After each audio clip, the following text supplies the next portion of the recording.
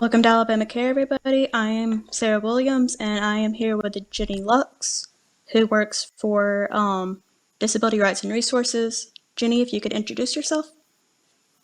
Yes, hi, I'm Jenny Lux. I'm a female. I use she, her pronouns. I was actually born legally blind with the birth defect. I have ADHD, OCD, and depression, also as other disabilities. Gosh, I'm nervous today. It makes me a stronger self advocate and a parent advocate for my son who has autism. In terms of schooling, do you want me to answer that? Go ahead. Yeah, Okay. whatever you want I to. completed my college journey at Alabama A&M. I got my Bachelor of Social Work in December 2008 and the Master of Rehabilitation Counseling in May 2012. Um, I had before I'd even started working, I'd been volunteer working since spring 11 with the Huntsville chapter of Alabama Council of the Blind, and they encouraged me because one of the people there was a blind veteran. He encouraged me to join AmeriCorps, and so I did, and I served a 1-year term with Still Serving Veterans in Huntsville. It's a nonprofit to help veterans who are coming out of the work and coming into the civilian workforce. But I was introduced to People First of Alabama in spring 2018, and I'm currently serving as a state president and president of the local chapter of People First of Huntsville. Awesome. I'm also secretary of the State Independent Living Council that governs the 4 centers for independent living that's with the assistance of the Alabama Department of Senior Services. And now since November 2020, I've been working remotely for Disability Rights and Resources. That's Birmingham Center for Independent Living. We cover 20 counties in the central Alabama area. And you had asked me by email, what is my PIPA experience?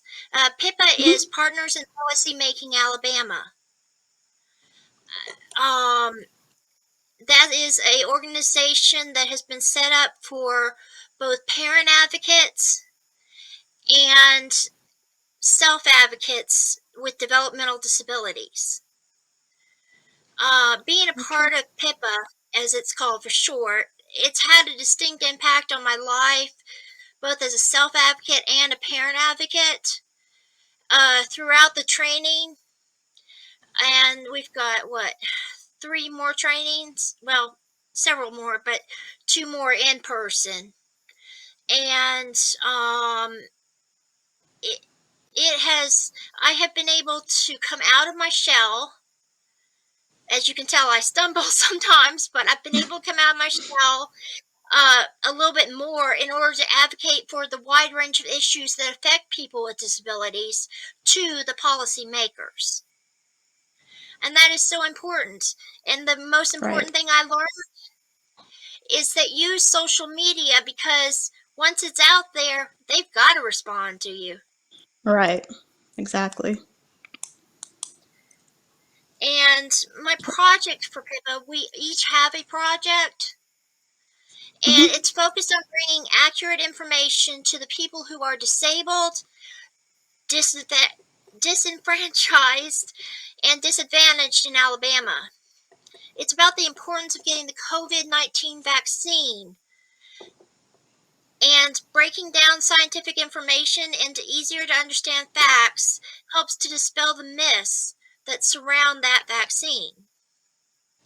Or Right. should I say the 3 choices of the vaccine? Pfizer, Moderna, and Johnson & Johnson. Mm-hmm. And I like to use my story, which I'll share in a bit, of getting COVID-19 in May 2021. as a Okay. testimony to why getting the vaccine is so important. Okay. Okay, so before you had mentioned that y'all are not the only one that is part of this grant. Yes, the grant is provided by Alabama Department of Public Health to the 4 SILs that would be Birmingham, Huntsville, Mobile, and Montgomery. Those are our 4 SILs in Alabama. Each of them Mm-hmm. has a section that they cover the counties there, and they're able to do presentations also to spread the word Gotcha. about the importance. Gotcha. Let's see.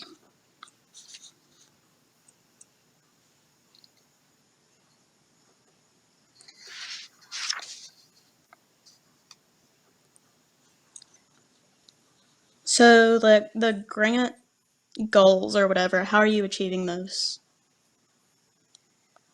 The grant goals.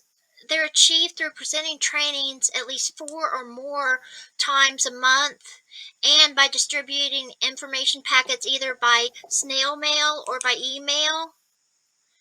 I can put together customized packets of information tailored to what the person needs. Person or Gotcha. persons, I should say.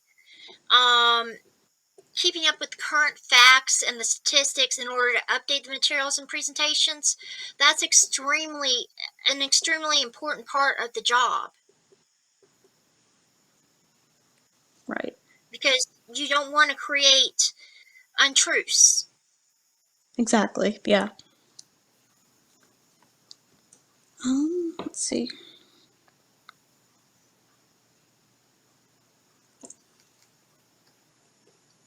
Okay, so I know a lot of people actually that are very cautious about getting this Mhm. vaccine. So what would you say to someone? I would tell them my story of how I caught COVID-19 back.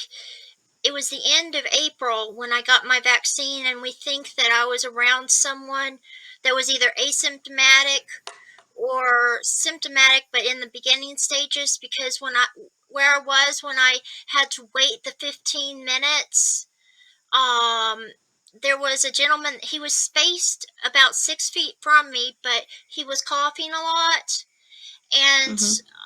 so they think that that's probably where I caught it. And then um then by the time May 7th, my birthday rolled around, I was so dizzy and out of breath that I could barely move. I went Oh to wow. for lack of a better term, a doc in the box, and they Mm-hmm. sent me on to the hospital. And I tested negative for the quick test and positive for the long test. And I got admitted.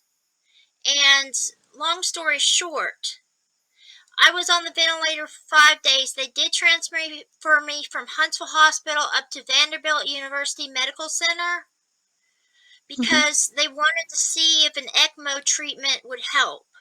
ECMO is when they hook Gotcha. you up to the machine. It's kind of like dialysis, except they're pumping oxygen into your blood by Mm-hmm. taking the blood out of your body and circulating it. Yeah. And so I wound up not having to have that, but it was scary to know that it was that bad. Yeah.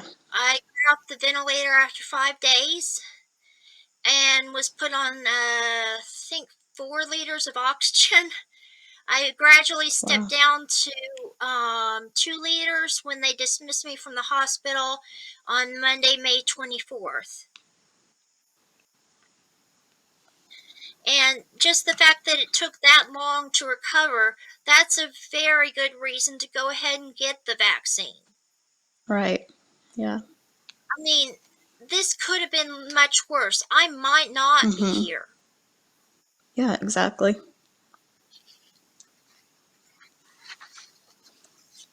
I mean, So you're I doing had better what now.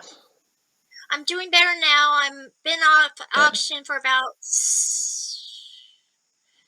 8 months, Gotcha. but That's good. I mean, I still have long COVID symptoms like short-term memory loss and stuff. Hmm. But I mean, it just means I have to write notes all the time to keep up with stuff, and I do. I do that. I do that I anyway. adapt. Yeah, I adapt. Right. Without that vaccine in the system building the antibodies, the outcome would have been much different. Right. Yeah. Yeah. I had COVID back in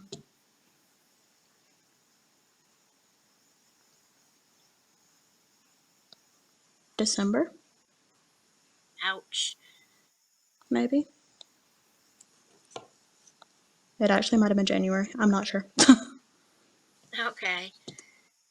How bad was it for you? It wasn't bad at all. I had a really mild case. Okay. But you had your vaccine, I No. take it, right? No. Wow. Yeah. It was a really mild case though. Okay. Let's see. So, do you think we'll need a shot every year like the flu?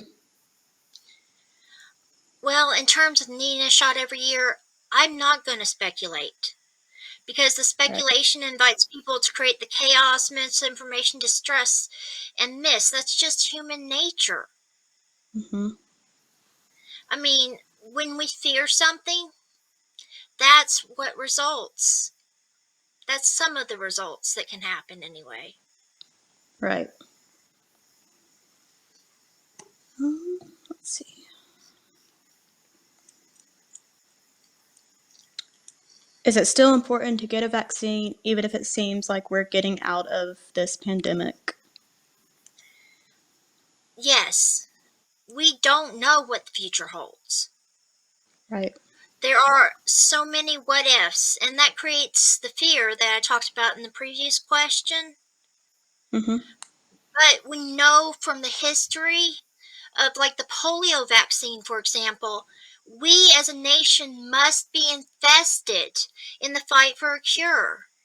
With the polio Right. vaccine, parents drove their kids in droves to get it because they didn't want them to be as disabled as some of the kids had been. It was very bad. My mom could describe it to you in detail. She wasn't a she didn't catch polio, but it was a time when people were afraid to go out in Right. large Yeah. crowds.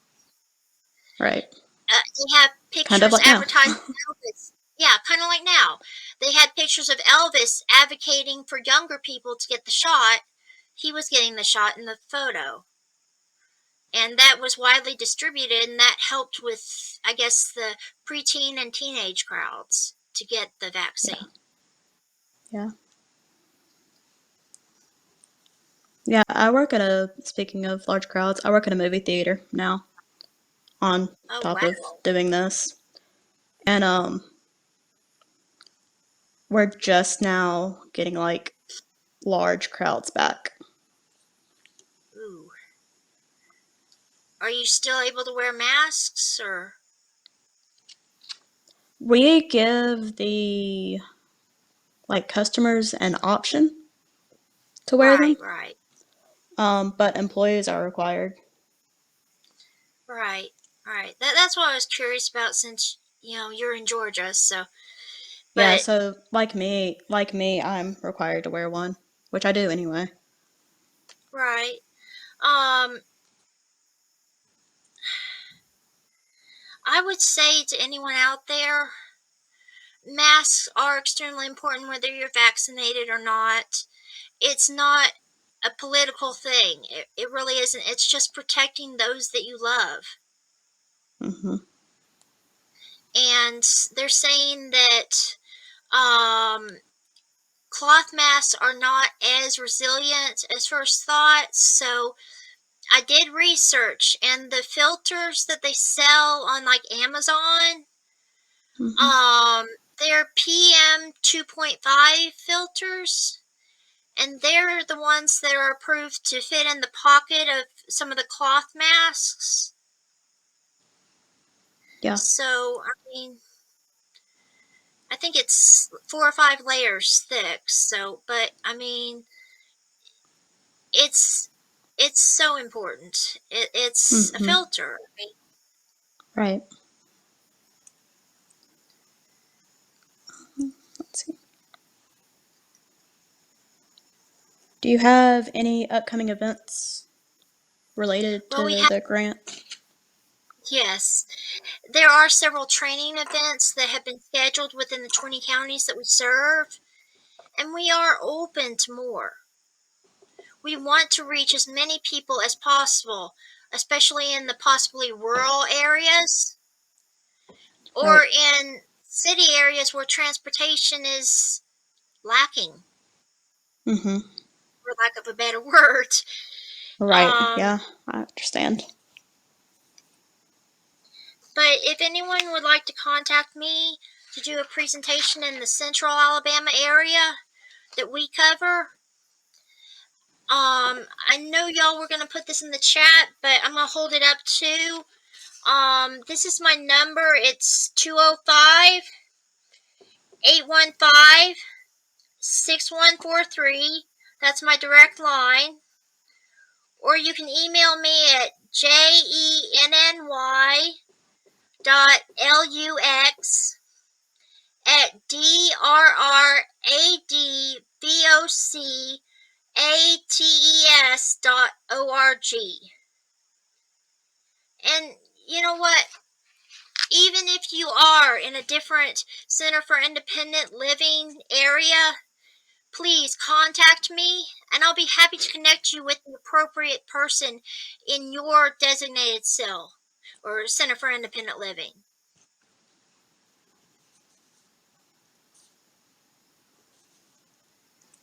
I think he actually did put that in the chat. He did. Good. Yeah. Okay, so I had two very important questions that I forgot to ask at the very beginning of it. Okay. Okay, I'll try my best so to answer them. when are you originally from Alabama? Oh, that's a good one. As of 6 months of age, I was born in Rocky Mount, North Carolina. Really? But as of 6 to 9 months of age, I can't remember which one, but we moved to Huntsville because job. Dad had Right. to find work. Yeah. Yeah. Let's see. So when you move to Alabama, as soon as you cross that state line, I feel like the first question is always Auburn or Alabama?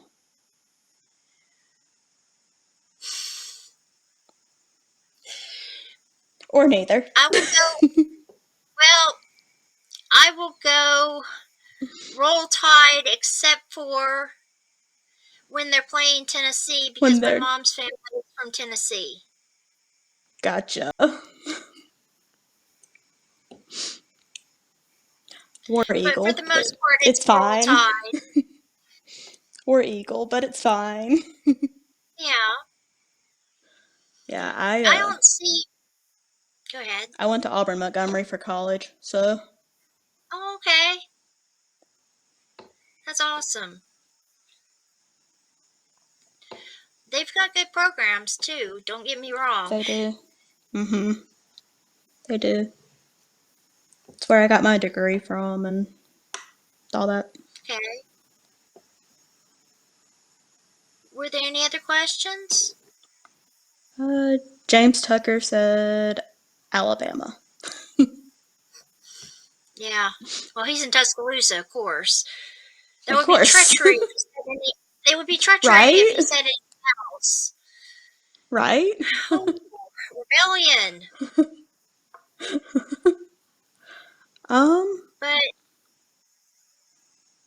there was the you had mentioned I could mention anything else.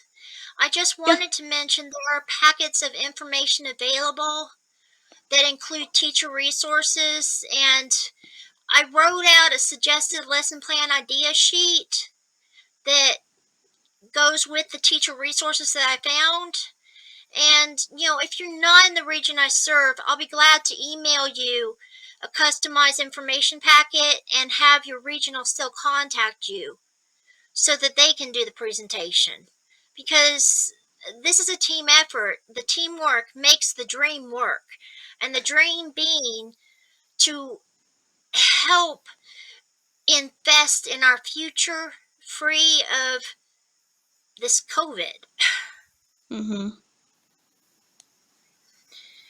And, if you're an individual with a disability in the Birmingham, Central Alabama region, um, and you need assistance with transportation reimbursement to and from getting the vaccine, please, you can contact us.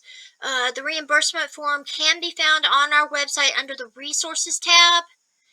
If help is needed in filling it out, however, like if you're legally blind or you do not have access easily to the internet, you can call me. Again, my number is 205 815 6143.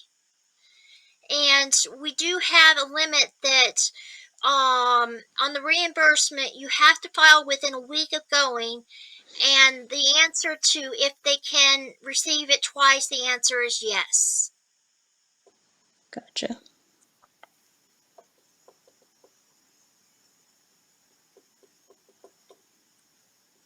Sorry, I'm writing down notes. You're fine. From notes Okay. come questions. Exactly. Let's see. Okay, this has nothing to do with a vaccine grant, but you had mentioned that you had a son with autism? Yes. Okay. My mom is a special education teacher. I've been around kids with autism my entire life. That is my passion. Oh, awesome. That is awesome. Just thought I would throw that out there. When you have a passion for something, let it shine through, right? Right. And, I have a passion for advocating for my son. He is 18 and he's high functioning. But he still has the triggers and the Right. oversensory Right. issues that come along with it. But Mhm. he he's remarkable. He was set to graduate this spring, but he took a double load last fall and he's graduated from high school. He's 18. Oh wow. Wow. I'm extremely proud of him, so I'm kind of tooting my horn, but I mean, you are mom, so yes, yes, exactly. But let's I see. mean,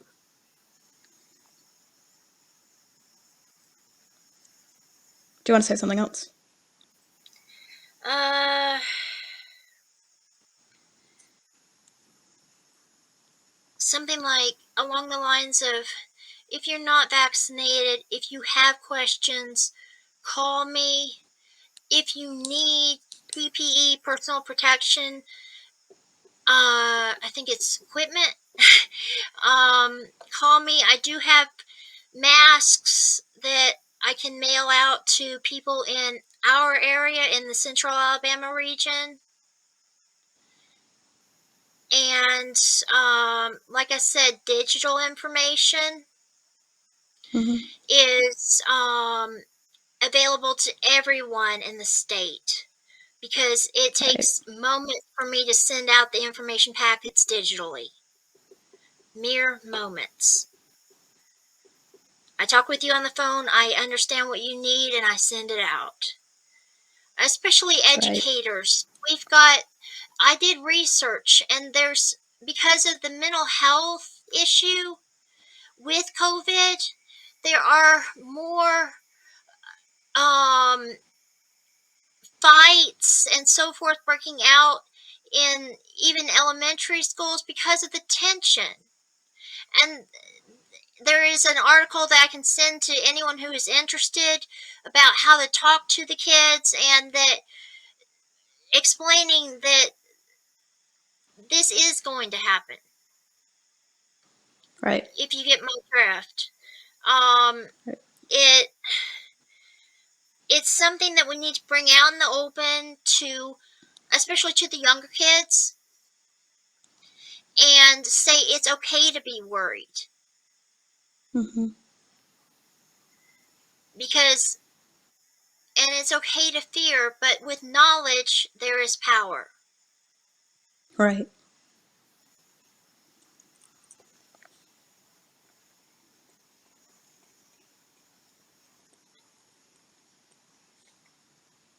So, I think that was all my questions. Okay. Were there any questions from the audience?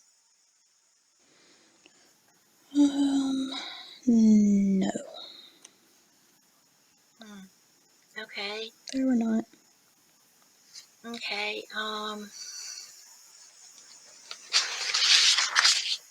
I'm trying to think if Is there anything else? I don't think so. I'm just I want people to know that they can contact me. I'm a very open person, Mm-hmm. and I try my best to speak my mind, and due to my experience, don't get yourself stuck in a rut. Just get the vaccine. Right. I have a friend of mine who has had the virus twice now. He was fully vaccinated, so it was a breakthrough case, is what they call them. Mm-hmm. Mm-hmm. But he caught it for the second time back in December, and he is just now getting over it. Right. Yeah. It That's just how affects my people in different ways. that's how my stepdad is. Oh, mercy. We all caught it back in December, Ooh, pretty much. yikes. Great Christmas present. Right? Sarcastically said, but yeah. Yeah, right? It was fun.